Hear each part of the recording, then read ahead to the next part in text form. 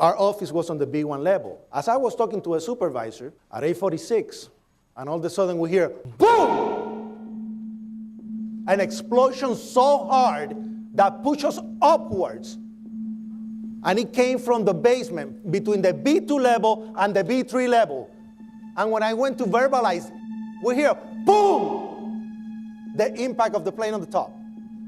As I'm walking by the main freight corridor building in the corridor, that's when I got blown.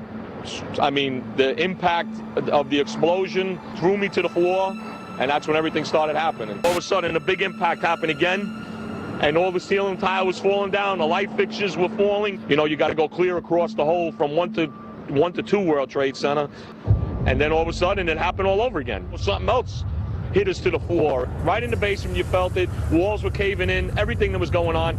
I mean, I know of people that got killed in the basement. I know of people that got broken legs in the basement. People that got reconstructive surgery because the walls hit them in the face.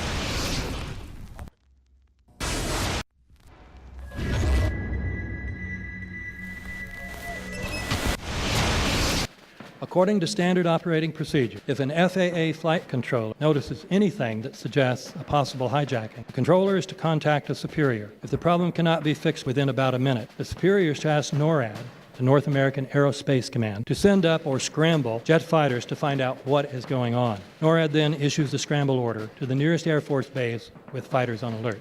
But although interceptions usually occur within 10 or so minutes, in this case, 80 or so minutes had elapsed before fighters were even airborne. It's a mind-bending anomaly.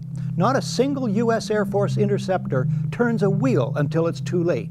There are no jets at all. What if they were so confused and had been so deliberately confused that they couldn't respond? The reason that they didn't know where to go was because a number of conflicting and overlapping war game exercises were taking place. It involved the insertion of false radar blips onto radar screens in the Northeast Air Defense Sector. Center Team U, we have a problem here. We have a hijacked aircraft headed towards New York. We need someone to scramble some F-16s or something up there to help us out. Is this real world or exercise? Is this real world or exercise? There was another exercise, Vigilant Warrior, which was in fact, according to a NORAD source, a live-fly hijack drill being conducted at the same time. With only 8 available fighter aircraft, and they have to be dispatched in pairs, they were dealing with as many as 22 possible hijacks on the day of 9/11, and they couldn't separate the war game exercises from the actual hijacks.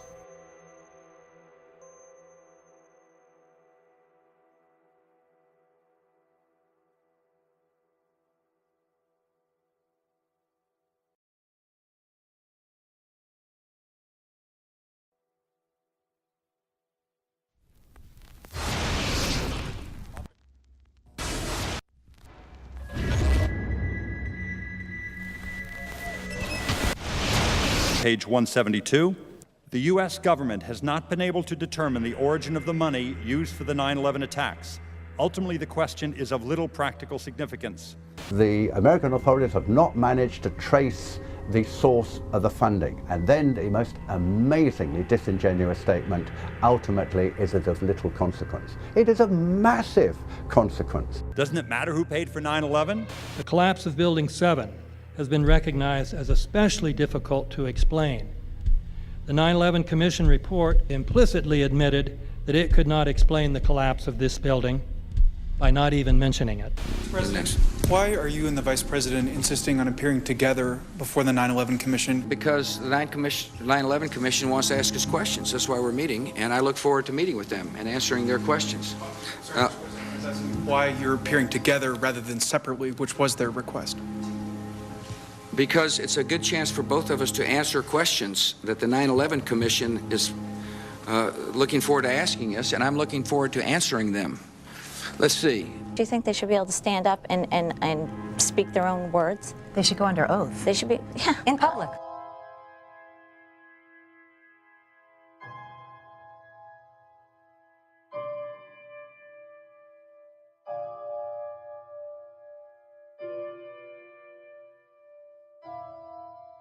Don't you think that the families deserve to have a transcript or to be able to see what you Adam, said? you asked me that question yesterday. For an I answer got the today. same answer, yeah. The final report was a unanimous report. That means that if there was a single commissioner who had any objection about anything, that fact would be dropped from the report. We have found out that he not only served on the transition team of the Bush administration, that he was a person who wrote a draft memo for the setup of the Bush administration's National Security Council, that he was an individual who wrote the preemptive war strategy that was eventually used for the war in Iraq, that he is a close friend of Condoleezza Rice's. We want him to resign. There is literally nothing in the 9/11 report that the Bush administration did not approve of. We can understand, therefore, why the Commission, under Zelikow's leadership, would have ignored all the evidence that would point to the truth, that 9/11 was a false flag operation intended to authorize the doctrines and funds needed for a new level of imperial mobilization.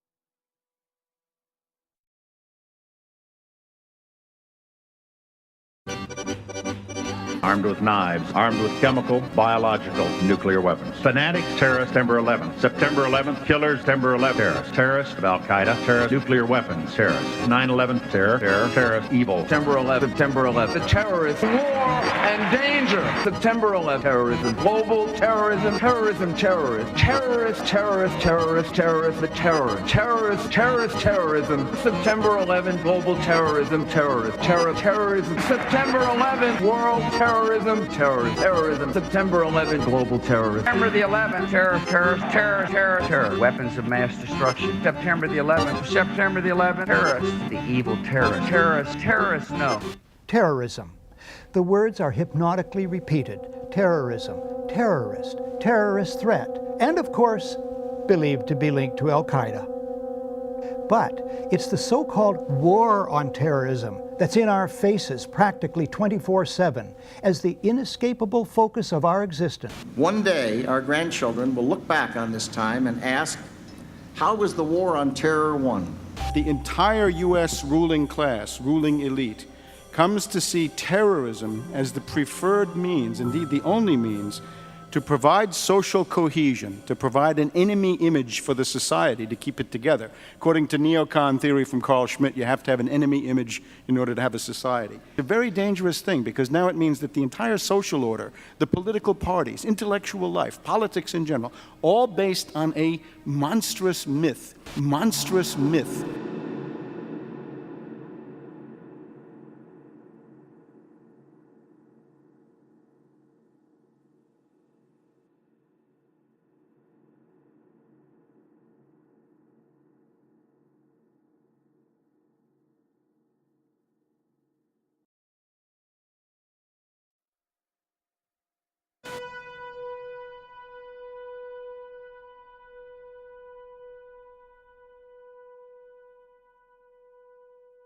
Look, the CIA has done in this country, what they've done to us is unbelievable. Look at the terrorist acts that have occurred. The CIA behind most, if not all of them. We had the Marine Barracks. We had our embassy in Kenya. We had Pan Am 103. We had the USS Cole. We had Oklahoma City. We had the World Trade Center in 1993. That helped the terrorists blow up the World Trade Center the first time. They built the bomb. They got the driver's license. The informant, the FBI informant, a fellow named Salam, a 43-year-old former Egyptian army officer, he was given the assignment to put the bomb together. And he went to his supervisor, his FBI supervisor, and said, we're going to put a dummy bomb in here, right? And the FBI supervisor said, no, we're going to put a real bomb. The FBI actually carried out the attack on the World Trade Center in 1993. They actually hired Ahmad Salam and paid him $1 million and gave him real explosives, a detonator, and told him to build a bomb and to give it to the foolish people that he was controlling to allow them to attack the World Trade Center complex. Unfortunately for them, there were only 6 people killed, not enough to pass the legislation. So what happened is 2 years later, April 19, 1995, down comes Oklahoma City Murrah building, 168 people killed. 1 year later, the anti-terrorism legislation that takes away many of our constitutional rights and civil liberties is passed.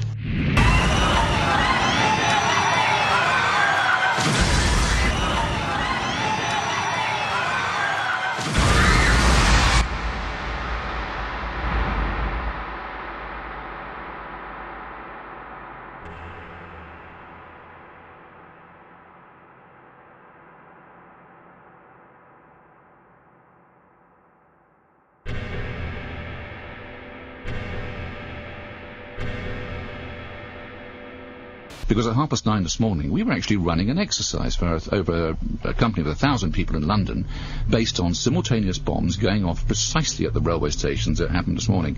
So I still have the hairs on the back of my neck standing upright. To get this quite straight, you were running an exercise to see how you would cope with this, and it happened while you were running the exercise? Precisely.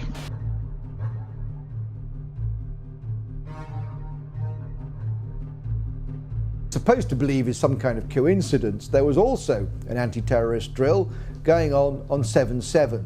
And again, just like 9/11, they were talking about attacks on the same targets, the same kind of tube stations, and exactly the same time as the actual attack happened, providing some kind of cover for what must be operations orchestrated in some way by the state.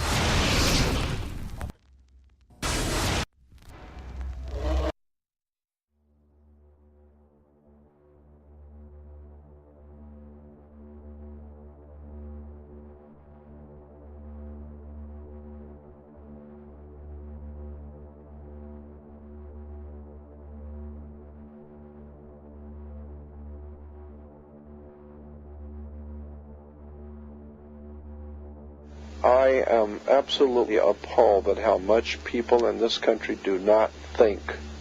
We are given to understand that an Arabic guy out there up in the mountains financed the most elaborate attack on this country. Do you think some people in a cave were able to have NORAD stand down? Do you think that people in a cave were able to have all of this happen?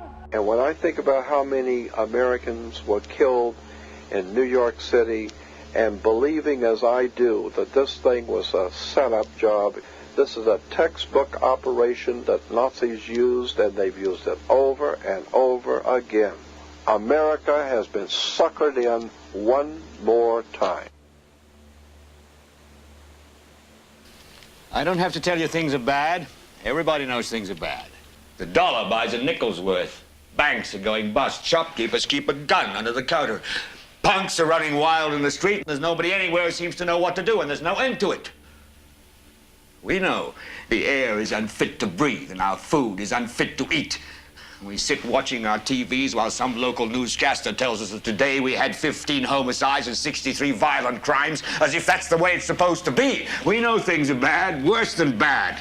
They're crazy. It's like everything everywhere is going crazy, so we don't go out anymore. We sit in the house, and slowly the world we're living in is getting smaller, and all we say is, please, at least leave us alone in our living rooms. Let me have my toaster and my TV and my steel-belted radios, and I won't say anything. Just leave us alone. Well, I'm not going to leave you alone. I want you to get mad. I don't want you to protest. I don't want you to riot. I don't want you to write to your congressman because I wouldn't know what to tell you to write. I don't know what to do about the depression and the inflation and the Russians and the crime in the street. All I know is that first, you've got to get mad. You've got to say, I'm a human being. God damn it. My life has value.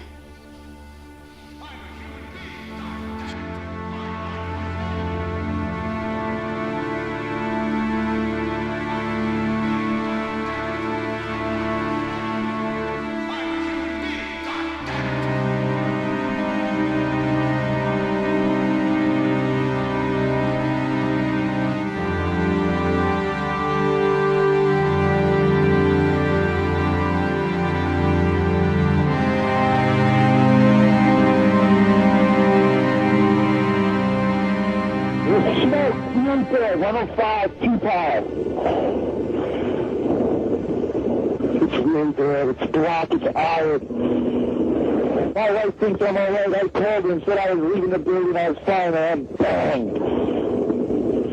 To three of us, 2 broken windows. Oh, God!